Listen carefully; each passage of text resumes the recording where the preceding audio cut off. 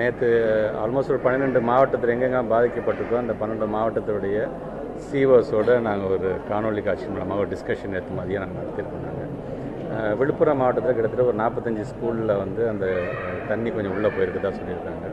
So எல்லாத்தோடைய எதிர்பார்ப்பு கிட்டத்தட்ட அதில் ஒரு 18 பாயிண்ட்ஸ் நாங்கள் டிஸ்கஸ் பண்ணோம்.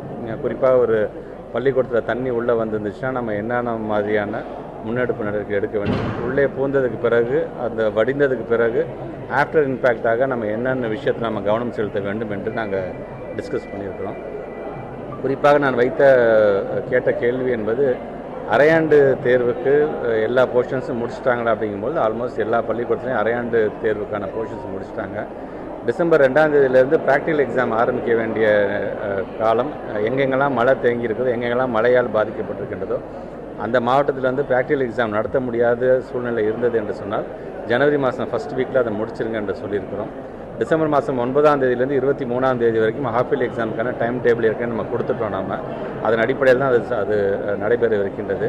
எங்கெல்லாம் பாதிக்கப்பட்டிருக்கின்றதோ, எந்தெந்த மாவட்டத்திலும் அதிகமான பாதிப்பு இருக்கின்றது, அரையாண்டு தேர்வு எழுத முடியாத சூழ்நிலை இருக்கின்றதோ, எந்தெந்த தேர்வுக்கு அவர்களால் வர முடியாமல் இருக்கின்றதோ, 9ஆம் தேதி கூட நார்மல் நிலைமை ஆயிடுச்சு அப்படின்னு சொன்னால் அது அந்த பள்ளியை சந்திக்கின்ற ஹெச்எம்ஸ் மூலமாகவே அந்த பள்ளிக்கூடத்துக்கு அந்த தேர்வு நடத்தலாமா வேண்டாமா என்பது உறுதி செய்யப்படும்.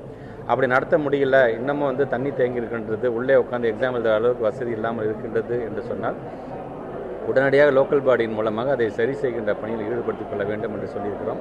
ஒரு எக்ஸாமோ 2 எக்ஸாமோ எழுத முடியாமல் போனது என்று சொன்னால் அதுவும் சேர்த்து ஜனவரி மாதம் ஃபஸ்ட்டு வீக்கில் எதெல்லாம் விடுபட்டு போன ப்ராக்டிக்கல் எக்ஸாமாக இருந்தாலும் சரி, விடுபட்டு போன தியரட்டிக்கல் எக்ஸாமாக இருந்தாலும் சரி, அது ஜனவரி மாதம் நடத்தப்படும். ஏன்னா எங்களை பொறுத்த வரைக்கும் மாணவர்களுடைய சேஃப்டி தான் ஃபஸ்ட்டு ப்ரிஃபரன்ஸ் கொடுக்க வேண்டும் என்று சொல்லியிருக்கிறோம். அது அந்த வகையில் நான் ஏற்கனவே சொன்ன மாதிரி இந்த 17 பாயிண்ட்ஸ் நாங்கள் என்னென்ன டிஸ்கஸ் பண்ணியிருக்கோமோ அது அனைத்துமே பார்த்திங்கன்னா மாணவர்களுடைய சேஃப்டி சார்ந்திருக்கின்ற பாயிண்ட்ஸாக நாங்கள் டிஸ்கஸ் பண்ணியிருக்கிறோம். அதனால் கவலைப்பட தேவையில்லை, அது முறையாக அது நடைபெறும். வெள்ளம் நிற்கக்கூடிய பகுதிகளை தாண்டி ஒட்டுமொத்தமாக அரையாண்டு தேர்வு வெள்ளம் பாதித்த எல்லா மாவட்டங்களிலே நான் ஏற்கனவே சொன்ன மாதிரி தான் எந்தெந்த பள்ளி நேற்று நாங்கள் ஒரு லிஸ்ட் ஆஃப் டீட்டெயில்ஸ் கேட்டுக்கொண்டாங்க. எந்தெந்த மாவட்டத்தில் எந்தெந்த பள்ளிக்கூடத்தில் தண்ணி இன்னும் தேங்கிய பாடு இருக்கின்றது, தேங்கிய பிறகும் இபி இஷ்யூஸ் ஏதாச்சும் இருக்கின்றதா, இல்லை உள்ளே நுழைய முடியாதபடி ஏதாச்சும் இஷ்யூஸ் இருக்கிறதா என்கின்ற ஒரு கணக்கெடுக்க சொல்லியிருக்காங்க. ஸோ எங்கெங்கெல்லாம் எந்தெந்த மாவட்டத்திலும் அதிகப்படியான வெள்ள பாதிப்பு இருக்கின்றதோ அந்த ஹெச்எம்ஸ் மூலமாக, அங்கே இருக்கின்ற டைரக்டர்ஸ் மூலமாக, எங்களுடைய சிஓஸ் மூலமாக வருகின்ற அதன் அடிப்படையில் அதுக்கான கால் எடுப்போம்.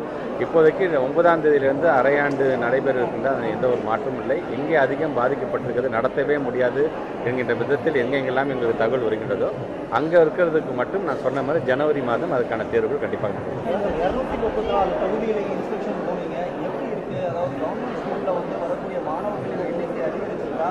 2600 தலைமை ஆசிரியர் பணியிடங்கள் காலியாக இருக்குது.